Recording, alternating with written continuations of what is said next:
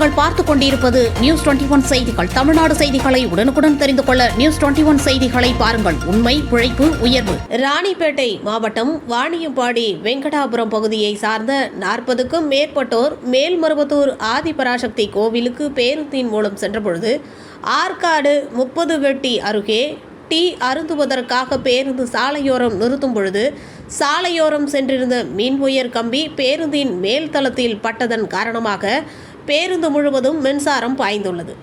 இந்த நிலையில் பேருந்தில் இருந்து கீழே இறங்குவதற்காக கம்பியை பிடித்தவுடன் அகல்யா வயது 20 என்ற பெண் மின்சாரம் தாக்கியதில் பரிதாபமாக உயிரிழந்து உள்ளார்.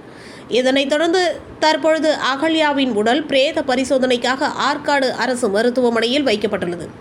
இச்சம்பவம் குறித்து ஆற்காடு நகர காவல்துறையினர் வழக்கு பதிவு செய்து விசாரணை மேற்கொண்டு வருகின்றனர்.